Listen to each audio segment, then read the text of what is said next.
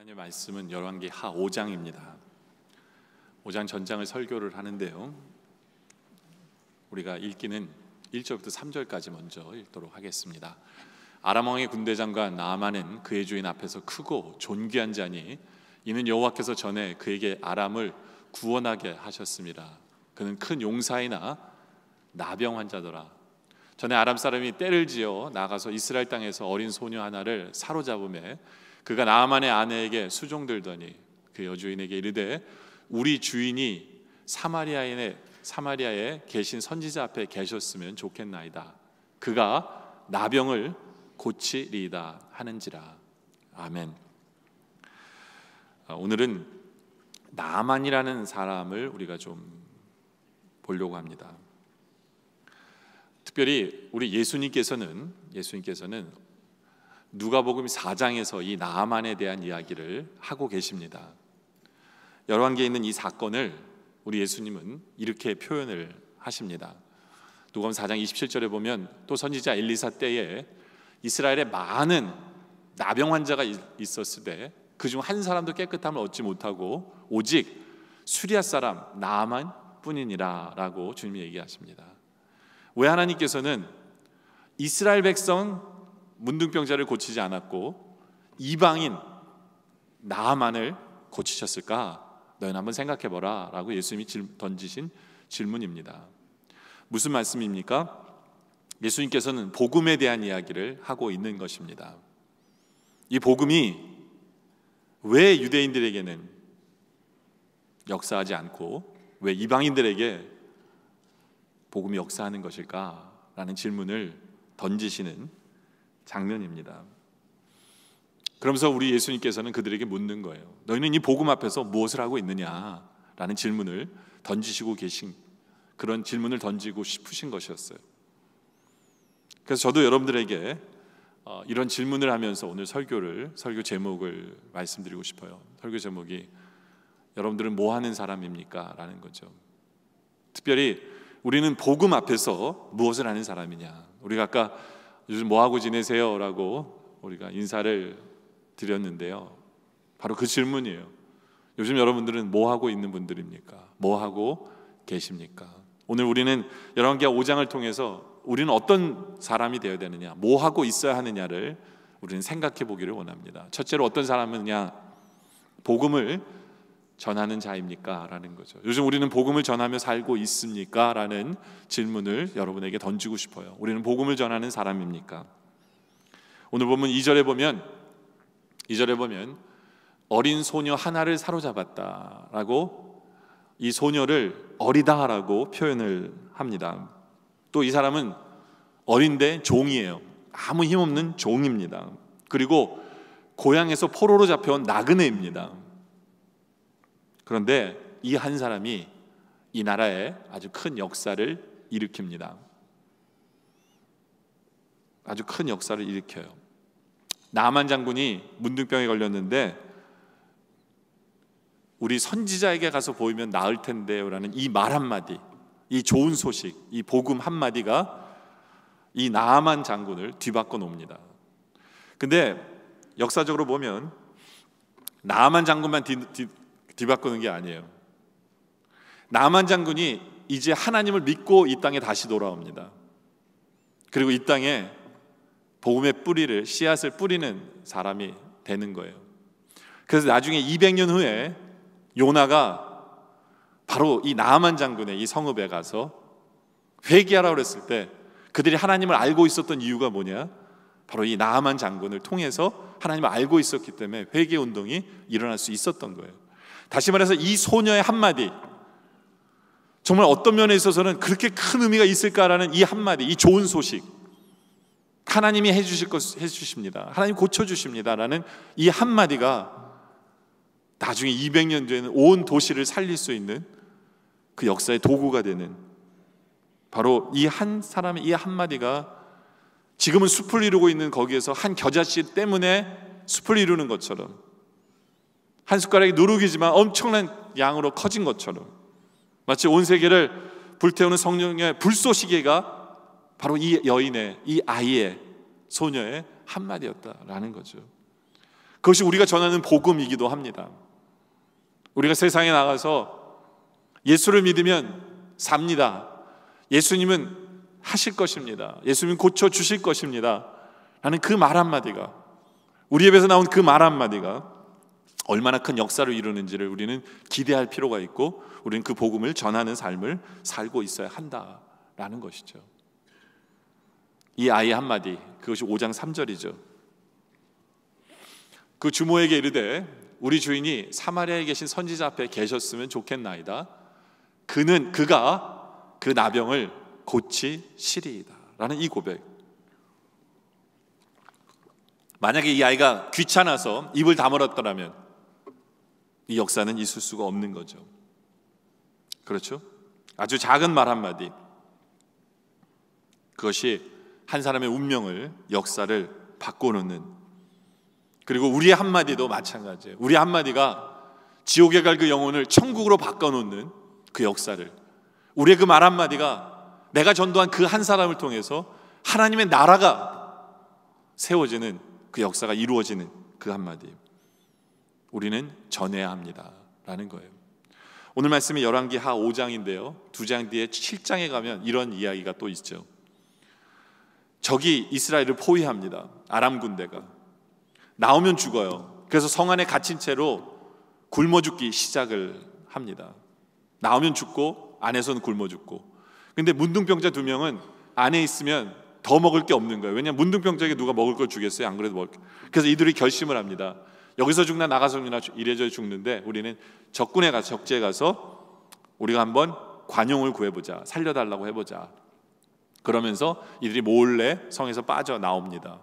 근데 성에서 빠져나와 보니까 적진에 갔는데 적이 다 도망가 버리고 먹을 거 다 내버려 두고 무기들 다 내버려 두고 정말 무슨 환청을 들었는지 다 도망가 버린 거예요. 하나님께서 그렇게 하신 거죠. 그 적진이 빈 거예요. 먹을 건 가득한데. 제일 먼저 이들이 뭐 했을까요? 먹었겠죠. 그렇죠? 배고프니까 먹었을 거예요. 또 자기 거 챙겼을 거예요. 가만하다 보니까 이런 생각이 드는 거예요. 아, 우리가 지금 하는 행동이 이게 죄악이구나. 지금 저 성에서 우리의 민족은 굶어 죽고 있는데 우리만 이러는 것은 안 되겠다 해서 이들이 어떻게 합니까? 가서 전합니다. 가서 전해요. 가서 전해요. 그 기쁜 소식을 전해요. 전하지 않으면 그건 진짜 나쁜 놈들이죠. 그렇지 않아요? 우리도 마찬가지예요. 예수를 믿어야만 천국 백성이 됩니다. 예수를 믿어야만 이 땅에 주님과 동행하며 삽니다. 예수를 믿어야만 참 복을 누리게 됩니다. 그것을 알고 있는 우리들이 전하지 않으면 안 되겠죠.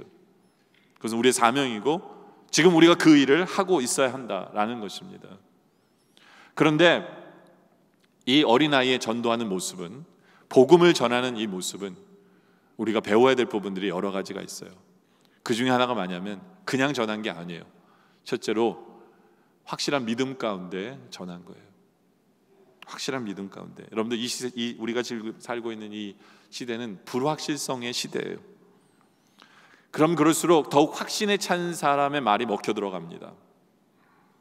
미래에 대한 불안과 긴장감, 위축함, 그럴수록 더 확실한 믿음 속에 거하는 사람이 필요한 시대입니다. 이 여자아이는 3절에 확실하게 고백합니다. 그 나병을 고치리이다. 어쩌면 고쳐줄지 몰라요. 이게 아니에요. 고칠 것이다 라는 확신이에요. 솔직히 이것은 죽음을 내건 발언입니다. 만약 낫지 않으면, 거기까지 다 갔는데 안 낳고 돌아가면 이 아이는 죽는 거예요. 쉬운 얘기가 아닙니다.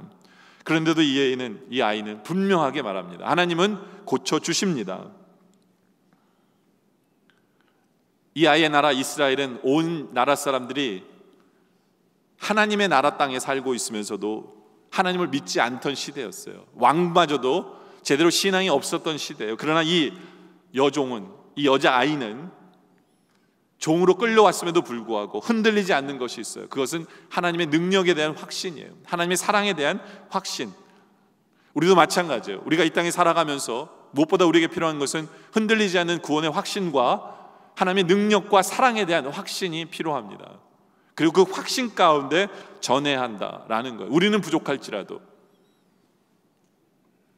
요한복음 4장에 보면 우물가의 여인이 예수님을 만나죠. 정말 세상으로부터 인정받지 못한 여인이에요. 그러나 예수님을 만난 후에 동네에 들어가서 전했을 때, 그 확신 가운데 전했을 때 사람들이 믿었다라고 그래요. 우리는 부족할지 모르지만 우리가 예수를 믿는 그 확신이 있다면 세상은 변화되고 세상은 그 소리를 듣습니다. 19세기 전도자인 D.L. 무디는 이런 확신을 심어주는 전도를 했어요. 이 사람이 늘 말하는 이야기는 이거예요. 너 자신을 한번 믿어봐. 그러면 반드시 실망할 때가 올 거야. 한번 친구를 한번 믿어봐. 그러면 어느 날 죽거나 이별할 때가 있을 거야. 그리고 명예나 돈을 한번 믿어봐. 그러면 어느 날 분명히 사라질 때가 있는 것을 경험할 거야. 그러나 예수 그리스도를 믿어봐. 그러면 후회 없는 삶을 살 것이고 영원한 생명을 얻을 것이야 라고 우리는 확신하게 선포할 수 있습니까? 우리에게 이런 믿음이 있습니까? 그런 모습으로 전해야죠. 그리고 이 여자아이는 두 번째로는 신임을 받는 자로서 살았어요. 하녀였지만, 종이었지만 이 여자의 말 한마디가 여주인이 믿었어요.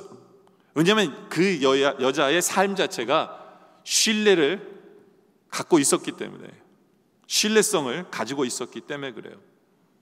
여러분들, 우리의 말 한마디가 다른 사람에게 맞아, 저 사람이 말하면 진짜야 라고 통합니까? 아니면 항상 허풍을 떨어서 말을 해더라도 농담인지 진담인지 헷갈리십니까?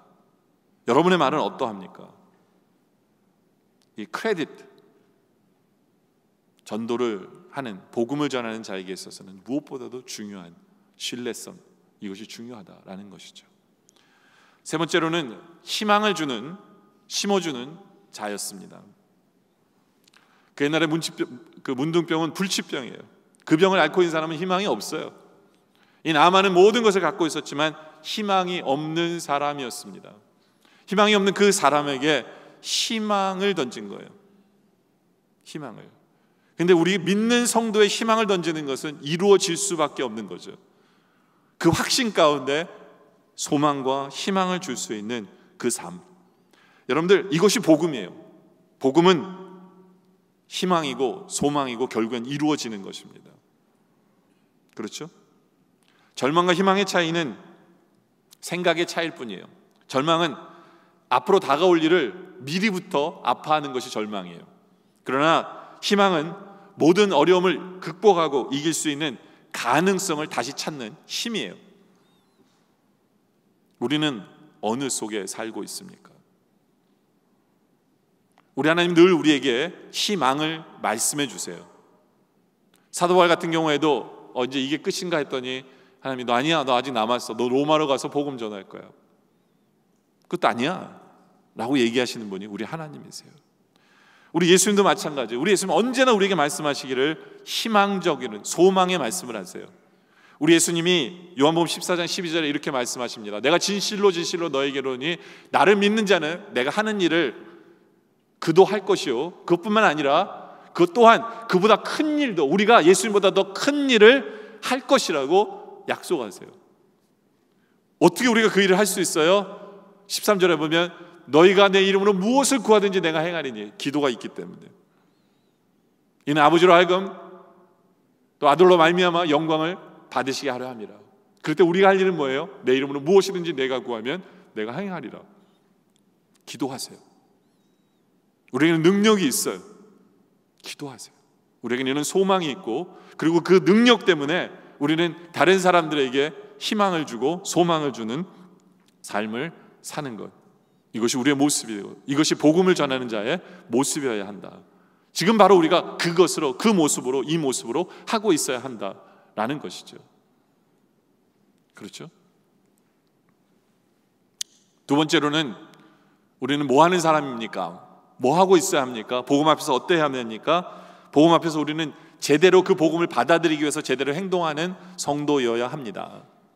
이 나만이라는 이 사람인데요, 이 사람은 자칫 잘못하면 복음과 멀어질 뻔한 삶을 살았어요. 그래서 우리는 혹시 우리가 잘못하고 있는 것은 없는가를 돌아보길 원합니다. 나만이 했던 첫째로 복음과 멀어질 뻔한 이유들을 우리가 한번 생각해 보길 원합니다. 나만은 문둥병을 고치러 왔어요. 그렇죠? 그럼 그게 최고의 목표여야 되잖아요. 그런데 나만은 그 병을 고치러 왔음에도 불구하고 엉뚱한 일을 굉장히 많이 합니다. 포커스가 흐려져 있어요. 근데 왜 그들이 엉뚱한 일을 하느냐? 그래야만 자기의 병을 고쳐준다고 착각한 거예요. 그 중에 하나가 뭐냐면 돈을 앞세웁니다. 나만은 내가 돈을 많이 갖고 오면 고쳐줄 거야. 돈이 역사를 이룬다는 생각을 가지고 엘리사를 찾아옵니다. 정말 은 10달란트, 금 6,000개, 의복 10개를 가지고 엄청난 양의 돈을 가지고 엘리사를 찾아옵니다. 고쳐달라고. 왜냐하면 돈이면 된다라는 생각을 가지고 있었어요. 여러분들 오늘날도 마찬가지예요. 하나님을 믿는다고 하면서도, 하나님 앞에 나오면서도 돈이 있어야만 마음이 놓이고 든든하게 느껴진다면 그것은 우리도 아직도 나아만과 같은 물질 만능 사상 속에 사로잡혀 있다는 얘기예요. 이러한 사람은 돈으로 만사를 해결한다고 생각해요. 그래서 통장에 돈이 줄어들면 불안해지고 은혜도 안 되고 잠도 안 오고 밥맛도 없어요. 그러나 여유가 좀 생기잖아요. 살맛도 나고 밥맛도 나고 잠도 잘 자요.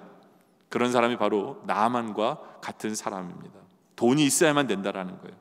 이런 사람은 자신이 돈이 없으면 교회에서도 인정해 주지 않는다라고 착각하는 사람들입니다. 그러면서 시험에 들어요, 혼자. 물론 사람은 물질의 영향을 받기가 쉽습니다. 물질이 있으면 그것을 의지하게 되고 적으면 세상적 유혹으로 오히려 빠집니다. 물질 때문에. 그러기도 쉬워요. 그러나 우리가 진정으로 물질 앞에서 배워야 될 것은 사도 바울의 고백처럼 궁핍할 줄도 알고 풍부에 처할 줄도 알아서 일체의 비결을 배우는 거예요. 그리고 지금 현재 하나님께서 우리에게 주신 것에 대해서 만족하는 그 삶, 그것이 우리가 배울 수 있어야 돼요. 그렇지 않으면 우리는 나아만처럼 돈이 있어야만 한다라고 착각해요. 돈으로 문둥병을 고쳐지도 못했음에도 불구하고 돈이 있어야 된다고 생각해요. 또 이 사람은 권력이 무엇보다도 중요하다고 생각해요. 그러면 또 복음과 멀어집니다. 나만 장군은 엘리사에 찾아왔을 때 혼자 온 게 아니에요. 군인들이 전쟁하는 것도 아닌데요, 군대를 거느리고 옵니다. 마병과 병거까지, 말들과 병거까지 다 동원해서. 이거는 하나님의 은혜를 받으러 오면서도 이 모습과 똑같아요. 자기의 권세와 자기의 능력과 자기가 영광 받으려고 오는 거예요. 내가 얼마나 대단한 사람인지를 보이려고 오는 것과 똑같아요. 예수를 믿으면서도 세상 사람들이 알아줘야만 신앙생활할 많지나 이런 사람과 똑같은 거예요. 사람들의 인기와 주목을 받아야만 내 직성이 풀리는 거예요. 작은 일에는 못하고 누군가가 알아줘야만 하는 거예요. 이 모습이 다 어린아이 신자의 모습이고 나아만의 모습이에요. 육신에 속한 신자의 모습입니다. 정말 하나님 앞에 순전한 심령으로 나가야 되는데 이런 사람들은 대부분 자기의 의로 나가요. 자기의 당당함으로 나가요. 그리고 이런 사람들은 늘 대접을 받아야 된다는 생각 속에 살아요. 그래서 엘리사 앞에서도 자기가 대접을 받아야만 된다라고 생각을 합니다. 근데 대접을 안 해주니까, 그렇게 돈을 갖고 하고 그렇게 권력을 보였는데도 대접 안 해주니까 그냥 떠나려고 해요. 역사를 체험하지 못하고. 복음에 떠나는 자들의 모습이에요. 복음 앞에 은혜 코앞까지 왔다가 떠나는 자들의 모습이에요. 내가 돈이 있는데, 내가 권력이 있는데 왜 나는 대접 안 해줘? 왜 나는 인정 안 해줘? 초대교회도 이런 사람이 있었어요. 초대교회도 요한삼서 1장에 보면, 1장 9절에 보면, 내가 두어자를 교회에 썼으나 그들 중에 으뜸되기를 좋아하는 디오드레베가 우리를 맞아들이지 아니하니. 성경에 보면요, 잘한 사람만 이름이 나오는 게 아니에요. 창피한 사람 이름도 나와요. 으뜸이 되고자, 자기를 알아주고자 하는 그 사람, 생명책에 제거된 사람 이름도 나와요. 여러분들, 오늘날 교회들도 그것에 부합하기가 쉬워요. 물질과 권력에. 그래서 그런 사람을 높이는 것처럼 보이기도 쉬워요. 그래서 교회는 절대로 그래서는 안 되겠죠.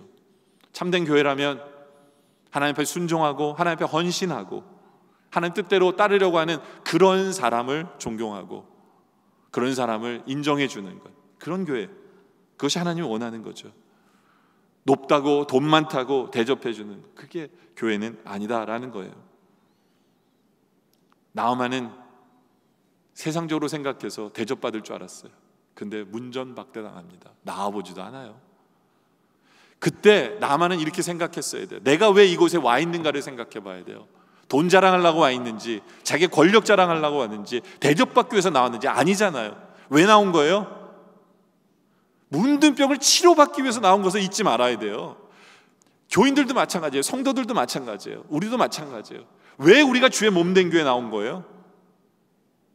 왜 주의 우리 몸된 교회에 나왔습니까? 인정받으라고요? 여러분이 얼마나 잘난가를 보이기 위해서? 아니에요. 다 아니에요. 가장 중요한 것은 구원받기 위해서요. 가장 중요한 것은 하나님께서 주시는 능력으로 이 세상에서 힘있게 살아가기 위해서요. 하나님께 치료받기 위해서 우리 이 자리에 나온 거예요. 그 목적을 우리는 분명히 해야 돼요. 그렇지 않으면 우리는 나만처럼 시험 들어요. 나만처럼 복음과 멀어질 수밖에 없어요.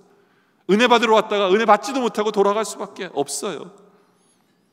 왜 우리가 이 자리에 있는지를 알아야 돼요. 교회 문턱까지 왔다가 교회를 떠나는 수많은 사람들이 그 목적을 잃어버렸기 때문에 그래요. 시험에 들었다는 얘기합니다. 저 사람이 나를 인정해주지 않아요. 잘 대해주지 않아요. 예? 천국의 문턱까지 왔다가 떠나는 사람들이에요.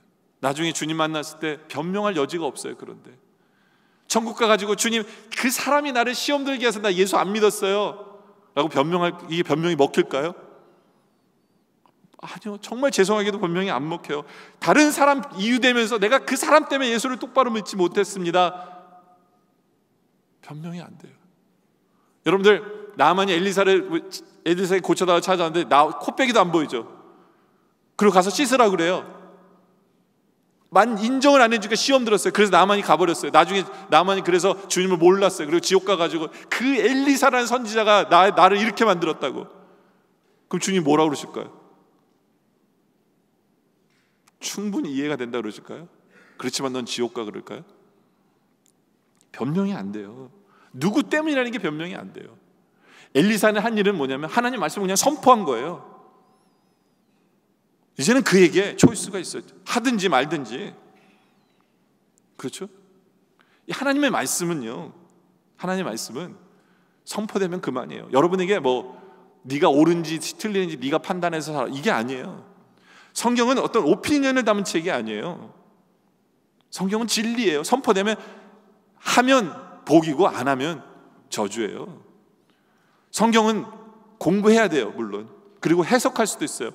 그렇지만 토론할 수 있는 게 아니에요. 이게 이렇게 했으면 더 좋았을 까, 그게 아니에요. 하나님의 말씀은. 우리가 하나님에 대해서도 마찬가지예요. 하나님에 대해서도 우리가 영적인 사춘기를 통과할 때는 괜히 하나님이 거북하고 싫어지고 불편하고 교회 다니기 싫을 수도 있어요. 그건 영적인 사춘기 때예요. 철이 들지 못한 거죠. 그렇죠? 그렇다고 해서 우리가 교회 생활을 안 해버리면 그 사람은 세상에서 가장 불쌍한 영혼인 거예요. 딴 데도 갈 데도 없어요. 영적인 사춘기에 있는 사람들은요, 어중간하게 떠 있어요. 교회를 떠났어도 갈 데가 없어요. 하나님 떠나서도 갈 데가 없는데 주일날 갈 데가 없는 것처럼 방황하는 그 영혼, 참 처량한 거예요.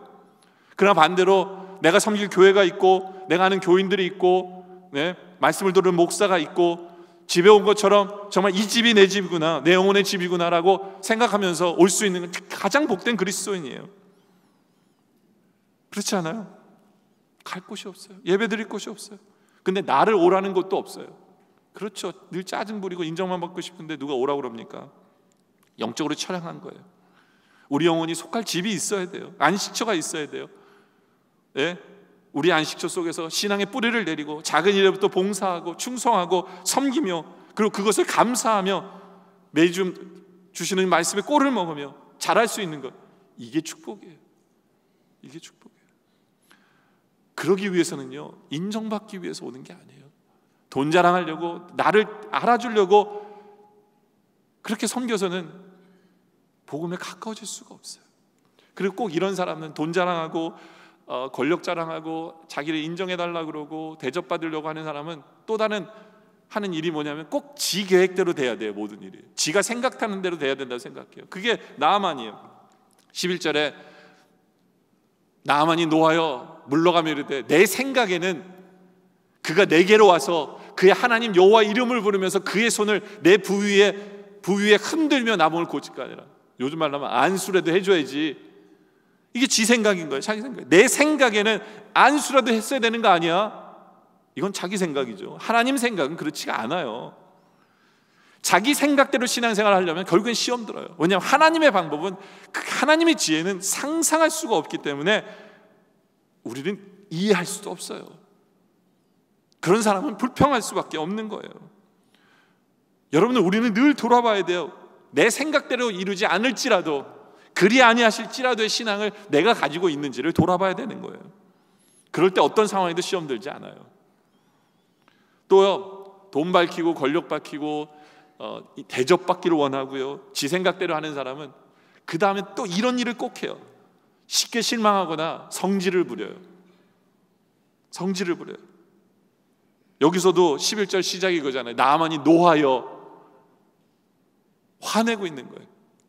화를 내고 있어요. 자기의 감정이 조절이 안 돼. 어린아이처럼 지 성격대로 사는 거예요. 성격대로. 그러다 보면 복음과 멀어질 수밖에 없어요. 교회도 멀어질 수밖에 없어요. 사람과 사람 사이에서도 멀어질 수밖에 없어요. 네. 여러분들, 그런데요, 이것이 우리의 모습이기도 해요. 나아만 같은 우리의 모습을 우리가 소유하고 있어요. 그래서 우리도 나아만처럼 벌써 복음과 멀어져야 되는데 왜 복음과 아직 안 멀어졌게요? 왜 나아만은 하나님으로부터 멀어지지 않았을까요? 그 이유는 한 가지 요소를 하나님이 주셨기 때문에 그래요. 그게 두 번째 포인트인데, 도망 못 가게 하는 요소를 허락하신 하나님이에요. 이거는 그러나라는 건데요, 나아만은 정말 다 가진 사람이에요. 그런데 행복하지 못했어요. 왜요?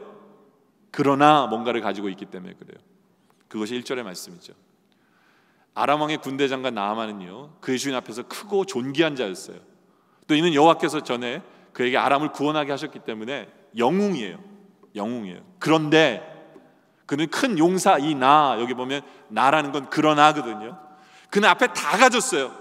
힘과 권력과 물질과 다 가졌어요. 인정과 영웅이고 다 가졌어요. 그러나 그는 나병원자더라. 여러분들, 이 인생에서 그러나는요, 엄청난 거예요. 이건 곱하기랑 똑같아요. 곱하기랑. 내가 다 가졌는데 곱하기 0이면 뭐예요? 제로예요. 근데 이 그러나라는 것은, 우리 영적인 그러나라는 것은요, 제로보다 더한 거예요. 이건 마이너스예요. 다 곱하기 마이너스 뭐면요, 앞에 게 크면 클수록 마이너스는 더 커지는 거예요. 그게 하나님께서 우리에게 허락하신 그러나예요. 우리 하나님 우리에게 그러나를 허락하세요. 왜요? 하나님께 나오도록 하기 위해서 그런 거예요. 하나님을 떠나지 못하게 하기 위해서 그러나를 주시는 것이 우리 하나님이에요. 그렇기 때문에 그러나는 우리에게는 은혜예요. 우리에겐 복이에요. 정말 짜증내고 화내고, 성깔 다 부리고 떠나고 싶은데 못 떠나게 하세요. 그러나 때문에. 그렇다면 우리가 가지고 있는 그러나는 뭡니까? 사업이 잘 안 되세요? 직장이 안정되지 못하나요? 자녀들이 힘들게 합니까? 건강에 이상이 좀 있으세요? 네? 그런데 우리가 분명히 기억해야 되는 것은, 그러나가 있는 게 문제가 아니에요. 그 문제를 왜 허락하셨느냐예요. 하나님께 나오라고 허락하시면 우리는 알아야 돼요. 하나님이 필요함을 인정하라고 그러나를 주신 것을 알아야죠. 안 그러면 우리는 평생 그러나 속에 살아요. 하나님께 나와야 돼요. 하나님께 나와야 돼요. 하나님께 나와야 합니다. 그런데 이 아람 군대 장관 나아만은 그러나 때문에 하나님께 나왔잖아요. 근데 꼭 그러나 때문에 하나님께 나오면요, 시험을 주는 인간이 있어요. 오늘 본문엔 엘리사예요. 그렇죠? 5장 9절에 나아만이 이에 말들과 병거들을 거느리고 이르러 엘리사의 진문에 섰는데, 엘리사가 나오지도 않고 사자를 그에게 보내 이르되, 너는 가서 요단강에 몸을 7번 씻으라. 내 살이 회복되어 깨끗하게 될 것이다 라고 그냥 말씀만 전하고 가요. 엘리사가 나와보지도 않습니다. 왜 그렇게 했을까요? 엘리사는 왜 그렇게 했을까요? 여러분도 한번 생각해 보세요. 우리 교회 초신자가 왔는데 저를 만나기를 원해요. 근데 목사가 나오지도 않고, 신앙생활 잘하십시오라고 그냥 누구에게 전달만 해요. 그건 시험들 일이잖아요. 그렇죠? 그렇지 않아요? 근데 엘리사가 왜 그랬을까요? 왜 그랬을까, 엘리사가? 네? 그 이유가 세 번째예요. 전체적 치유를 행하시는 하나님이시기 때문에 그래요. 무슨 얘기냐면 나아만은 지금 자기의 병만을 고치러 왔어요. 문둥병만을 고치러 왔습니다. 그런데 우리 하나님이 원하시는 것은 나만의 문둥병만을 고쳐주는 걸 끝나는 게 아니라 그 영적인 모든 것도 다 치유해 주시길 원하는 거예요. 그래서 엘리사가 안 나온 거예요. 만약에 엘리사가 나와서 그를 안수하고 치료해 줬다면 그냥 병만 나아요. 그는 건죽하는 게 아무것도 없어요. 근데 엘리사가 나오지 않고 말씀을 전했어요. 그리고 이 사람은 이제부터 그 말씀에 의지해서 요단강에 가야 돼요. 혼자서 가서 씻으라고 그러니까 씻었어요. 솔직히 어떻게 씻는지도 잘 몰라요. 씻으니까 이런가 보다 하고 씻는 거예요. 옆에 엘리사가 있었으면 어떻게 씻을까요? 몇 번 문지를까요? 뭐 물에 들어갔다 나올까요? 별난 질문 다 했을 거예요. 그런데 혼자 해야 돼요. 모든 거를. 그 말씀 의지해서 혼자 모든 것을 하고 씻음을 받았어요. 이게 왜 혼자 하는 게 중요한 줄 아세요? 그 이유는 나아만은 이제 혼자 신앙생활을 해야 돼요. 자기 나라로 돌아가면 혼자 신앙생활을 할 줄 아는 법을 배워야 돼요. 누가 도와줄 사람이 아무도 없어요. 기도해 줄 사람도 없어요. 혼자서 이제 시작해야 돼요. 혼자 해야 돼요. 뭐 가지고요? 말씀만 가지고 혼자 신앙생활을 해야 되는 것이 나아만에게 직면한 문제예요. 그러기 위해서 지금부터 혼자 했을 때 역사하신 하나님을 드러내시는 거예요. 그리고 나아만이 혼자 치료받고 나서 얻은 결론이 뭔지 아세요? 누가 고쳐주셨다고요? 하나님이. 엘리사가 아니었어요. 엘리사가 아니었어요. 하나님이 고쳐주신 것을 드러내기 위해서 엘리사는 나오질 않은 거예요. 만약에 엘리사가 나와서 뭔가를 했다면 당신은 정말 대단한 선지자고 당신 나와 같이 갑시다 이랬을 거예요. 그거는 온전한 신앙인이 아직 안 된 거죠. 혼자 신앙생활을 해야 되기 때문에 하나님께서는 급하셨어요. 온전히 그를 치료해 주시길 원하는 거예요. 온전히 신앙생활을 제대로 평생을 통해서 살아가는 그런 성도로 하나님이 이 순간 만들어 싶으셨던 거예요. 그래서 엘리사는 나오면 큰일 난 거예요. 나오면 안 됐던 거예요. 그런 하나님의 오묘한 뜻이 있는데 우리들은 안 나와서 시험 들었다고 이야기하는 경우가 생겨요. 아니에요. 하나님의 놀라운 섭리가 있는 것을 우리는 봐야 돼요. 그래서 나아만이 치료를 받았어요. 그리고 씻었어요. 근데 엄밀히 말하면 신학자들은 그런 얘기를 합니다. 씻을 때 이 문둥병이 씻겨졌을 거라고 생각 안 해요. 이거는 정결의식이라고 생각해요.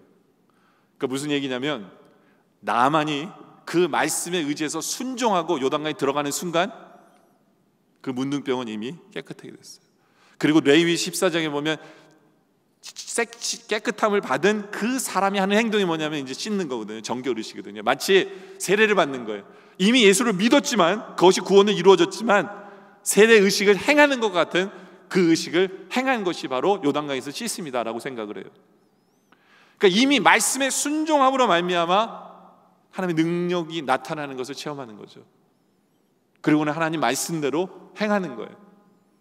의식을 행하는 거예요. 세례를 받는 것 같은 그 모습이 하나님이 행하신 거죠. 그것을 체험한 나아만은 오자마자 엘리사에게 당신 대단합니다 얘기 안 했어요. 뭐 했느냐? 15절에 나아만이 모든 종자와 함께 하나님의 사람에게로 돌아와서 그의 앞에 서서 이르되 내가 이제 이스라엘 외에는 온 천하에 신이 없는 줄을 아나이다 라고 고백합니다. 세상에 살아계신 하나님은 오직 한 분임을 고백해요. 정말 대단한 것을 고백하는 거예요. 안 그랬으면 그냥 병만 고치고 갔을 거예요. 근데 이제는 하나님을 믿는 성도가 됐어요.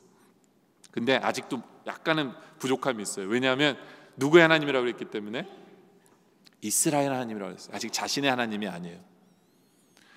근데 이스라엘 하나님이라고 얘기하면서 이 사람이 뭘 합니까? 또 돈을 줘요. 당신의 종에게서 예물을 받으소서 하고 드립니다. 그러니까 아직도 돈으로 해야 되는 거예요. 왜냐하면 내 하나님이 아직 아니에요. 니네 하나님 썼으니까 돈 받아. 이런 투예요. 이런 생각을 가지고 있는 거예요. 그랬을 때 엘리야가 16절에 어떻게 합니까? 이르되 내가 섬기는 여호와께서 살아계심을 두고 맹세하노니 내가 그 앞에서 받지 아니하리라. 단호합니다. 여러분들, 성도가 감사해서 드릴 수 있잖아요. 하나님께 이건 안 받겠다는 거예요. 하나님께 맹세하면서 안 받아요. 그런데 나만이 받으라고 강권하지만 절대로 안 받았어요. 왜요? 이건 돈으로 살 수 있는 은혜가 아니라는 거예요. 하나님이 거저 주신 은혜지 내가 병 고침을 돈을 주고 샀어라고 이야기를 듣고 싶지 않은 거예요. 왜냐하면 나만은 돈에 문제가 좀 있었거든요. 돈으로 해결한다는 그 착각이 있었거든요. 바꿔놓지는 원하는 거예요. 이것마저 치료하길 원하시는 거예요. 그랬더니 나만이 변화됩니다. 어떻게 해요? 17절에 나만이 이르되 그러면 청하건대 노새 2마리의 실을 흙을 당신의 종에게 주소서. 왜 흙을 가져가요? 이제부터는 종이 번제물과 다른 희생 제사를 여호와에는 다른 신에게는 드리지 아니하고 다만 여호와께 드리라. 흙을 실어 가서 거기다 흙을 깔고 거기서 하나님을 예배하고 싶은 거예요. 거기서 하나님께 제사를 드리고 싶은 거예요. 이게 무슨 얘기입니까? 이제는 당신의 하나님만이 아니라 내가 예배할 하나님입니다. 나의 하나님이다라는 고백인 거예요. 이게 돈이 아니구나. 내가 돈을 하나님을 살 수 있는 것도 아니고 능력을 살 수 있는 것이 아니구나. 하나님이 원하시는 것은 관계를 원하시는 걸 알았어요. 하나님과의 관계를, 참 예배자가 되기를 원하시는 것이 하나님의 뜻인 걸 안 거예요. 예전에는 그냥 하나님께 뭔가를 얻기 위해서 왔어요. 예배는 드리지만 제대로 된 예배자가 아니었어요. 그 주시기를 받으려고 나온 거예요. 그러나 이제는 나아만은 진정한 예배자가 됩니다. 진정한 예배자가 돼요. 그래서 흙을 가져가요. 하나님을 예배하려고. 이만큼 나아만은 변화된 거예요. 하나님이 이렇게 변화시키고 싶으셨어요. 그런데 아직도 나아만은 변화될 게 있었어요. 또 다른 변화될 게 뭐냐면 자기가 이제는 신앙생활을 멀리 내다보면서 고민하는 거예요. 내가 신앙생활을 똑바로 할 수 있을까에 대한 고민이 있었어요. 이것 자체도 굉장히 성장한 거예요. 자기가 잘하고 있다고 생각 안 하는 거예요. 더 잘해야 된다고 생각하는 것, 이게 성장한 모습이에요. 그러면서 자기 자신을 뭐라고 그러냐면 종이라고 불러요. 그런 표현을 쓴 적이 없어요. 그런데 우리가 그 전절 보면요, 자기를 뭐라고 표현하냐면, 스크린 뒤로 한번 가볼까요? 15절에 보면 당신의 종에게서 예물을 받았어. 정말 겸손해졌죠. 그렇죠? 그러니까 자기가 부족한 걸 아는 거예요. 자기가 부족함을 알다 보니까 내가 신앙생활을 똑바로 해나갈까? 하나님 도와주셔야 되는데, 그런 마음이 있어서 엘리사에게 고민을 한 가지를 터놉니다. 고민을 터놔요. 그게 뭐냐면 18절이에요. 그 고민이 뭐냐? 오직 한 가지 일이 있사오니 여호와께서 당신의 종을 용서하시기를 원하나이다. 이미 회개해요. 이미. 그게 뭐냐? 곧 내 주인께서 림몬의 신당에 들어가 거기서 경배하며 그가 내 손을 의지하심에 내가 림몬의 신당에서 몸을 굽히 오니. 이게 무슨 얘기예요?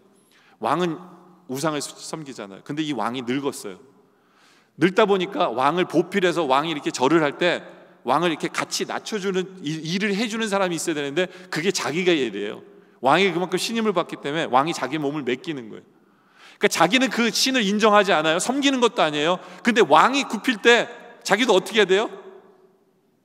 꼿꼿이 선체로 이렇게 할 수 있는 게 아니잖아요. 자기도 무릎을 꿇어야 되는 거예요. 절을 한다는 게 아니에요. 신당에게 전하는 게 아니라 왕 때문에 무릎을 꿇히는 게 하나님께 죄송한 거예요. 그래서 엘리사에게 물어보는 거예요. 이래도 돼요?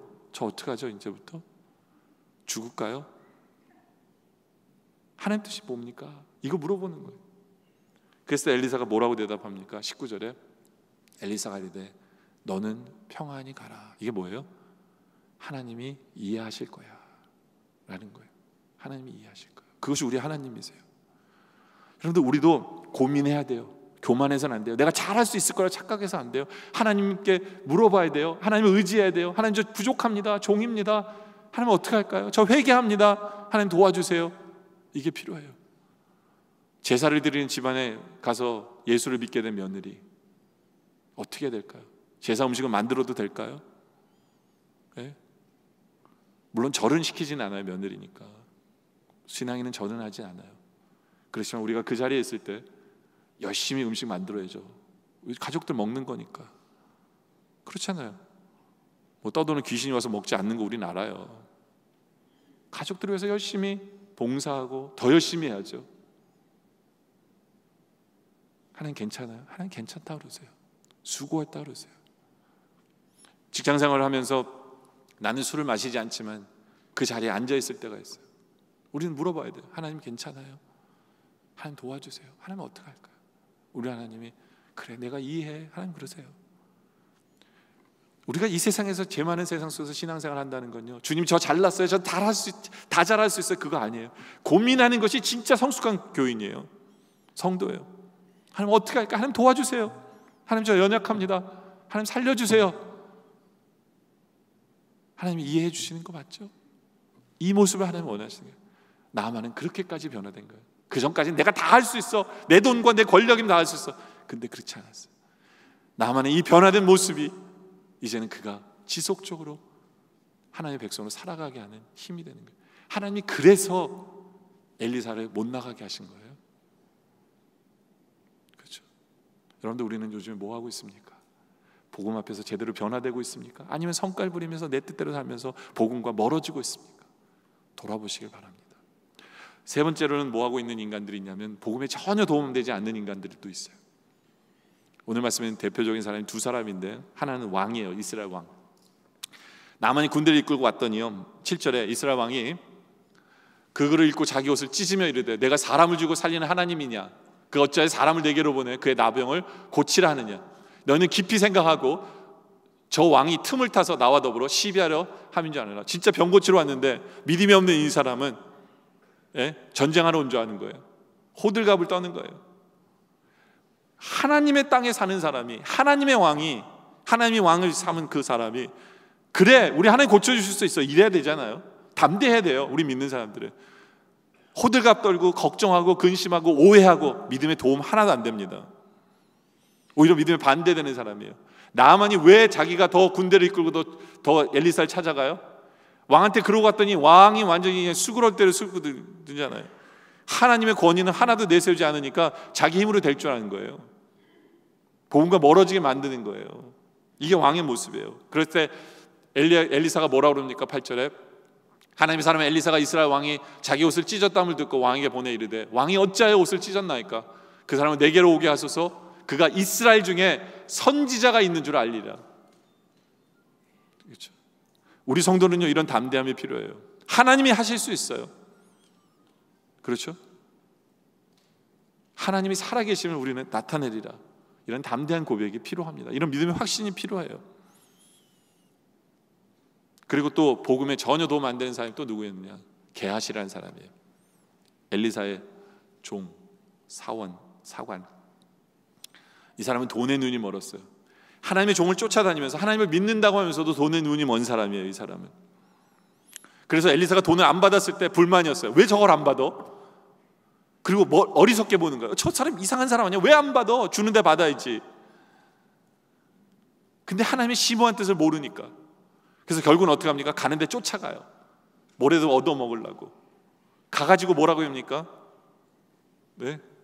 달려가요. 그때 놀래가지고 나아만이 야 엘리사에게 무슨 일이 있었냐고 달려온 거예요. 숨을 헐떡거리면서 오고 왔겠죠. 무슨 급한 일이 있으니까. 근데 와서 한다는 얘기가 뭐냐면 우리 주인이 시켰대요. 우리 주인이 시켰대. 거짓말을 합니다. 돈의 눈을 멀어서 거짓말을 해요.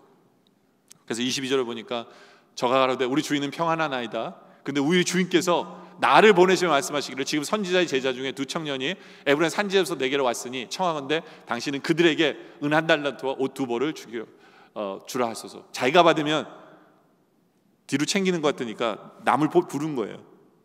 남을 불러서 그 사람 니네가 받아 한 거예요. 그리고는 걔네들이 받은 다음에 어떻게 했는지 아세요? 24절에 언덕에 이르러는 게하시가 그 물건을 두 사람에게 손에서 받아 집어 감추고 뭐라고 그랬겠어요? 야 내가 갖다 줄게, 너희는 가, 내가 들고 갈게. 그 지가 집에다 챙긴 거예요. 그리고는 엘리사에게 돌아오니까 엘리사가 물어보죠. 돌아와 그의 주인 앞에 서니 엘리사가 이르되 게하시야 내가 어디서 오느냐 하니 대답하되 저 아무 데도 안 갔어요. 말도 안 되는 거짓말을 또 합니다. 여러분들 전혀 복음이 안 돼요. 여러분들 한번 생각해 보세요. 누가 교회 왔는데 어떤 사람이 와가지고 여기는 돈을 내야만 합니다 이러고 있으면 그게 복음이 될까요? 도움이 될까요? 거기다 거짓말까지 하는 게 들통나요. 그러면 어떤 사람이 예수를 믿고 싶어지겠어요? 탐욕에 얻어서 눈이. 결국에는 게하시의 결말이 뭐예요? 27절에 그러므로 나만의 나병이 내게 들어 내 자손에게 미쳐 영원토록 이르리라. 게하시가 병에 걸린 거예요. 영적인 병에 걸린 거예요. 영적인 병에. 네. 여러분들, 우리는 물질 앞에서의 어떤 모습입니까? 권력이나 우리는 두려움에 떨고 있습니까? 우리가 담대하고 믿음의 확신 가운데 거하고 물질이 아니라 하나님의 섭리 속에 하나님을 붙드는, 하나님을 바라보는 그것이 우리의 모습이어서 복음이 전혀 도움되는 삶을 사는 것이 아니라 이제는 복음의 빛이 되는 그런 삶이 우리의 모습이기를 원합니다. 이제 말씀 결론을 내리죠. 여러분들, 요즘 우리는 뭐 하고 있습니까? 복음 전하고 계세요? 확신 가운데, 네? 신뢰를 쌓으면서 희망을 심어주면서 우리 살고 있습니까? 또 우리는 복음에 받기에 합당한 삶을 살세요? 아니면 돈이면 다 된다고 생각하고 권력이면 된다고 생각하고 남들이 날 알아주기를 바라고 내가 원하는 대로 안 된다고 신경질 내고 짜증내며 복음과 멀어지는 삶을 살아가고 있지는 않습니까? 우리 하나님께서는 우리에게 그런 날을 허락하셨어요. 왜요? 하나님께 오라고. 하나님을 붙드세요. 우리 하나님의 역사하심은 우리의 상상 이상이에요. 우리는 그냥 문제만을 해결받기 원할지 모르지만 우리 하나님은 문제 해결해 줄 뿐만 아니라 우리를 치유하시는, 영적인 모든 것까지도 영육간에 치유하시는 우리 하나님, 그래서 우리로 온전케 하시는 그 하나님, 우리는 그 역사 속에 있음을 기억하시면서 그 섭리 속에 그 말씀에 순종하시기 바라요. 어떤 사람을 보는 게 아니라 내게 주신 말씀에 순종함으로 인하여 하나님의 역사 속에 들어가는, 그리고 괜히 복음에 반대되는 삶을 살지 마세요. 돈에 미쳐서, 권력에 미쳐서 두려워하지 마세요. 담대하세요. 우리 하나님 아버지의 하나님의 뜻은 우리를 통해 다른 사람이 구원 얻고 다른 사람이 힘을 얻고 다른 사람이 복을 받는, 그리고 그러기 위해서 우리도 세워주시는 그 하나님의 마음을 보며 하나님 마음에 순종하고 하나님 마음을 쫓아가는 우리들 되어지시기를 주님의 이름으로 축원합니다. 기도드리겠습니다.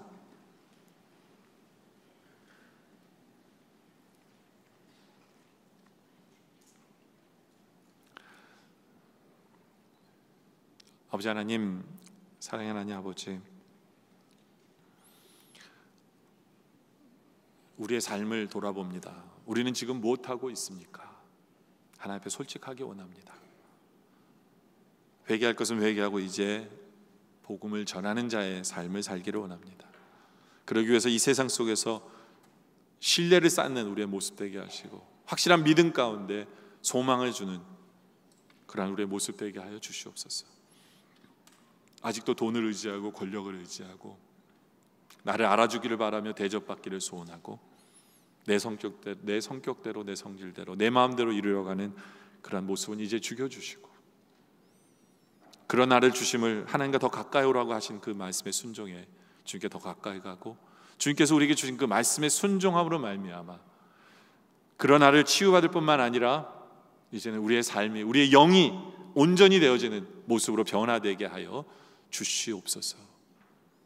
먼저 믿는 자로서 남에게 본이 되게 하시고 복음에 반대되는 삶을 살지 않게 하시고 늘 담대하게 하시고 늘 물질에 넘어지지 않게 하여 주시고 항상 다른 사람을 세우는 그 아버지의 뜻을 이루는 우리의 삶이 되게 하여 주시옵소서.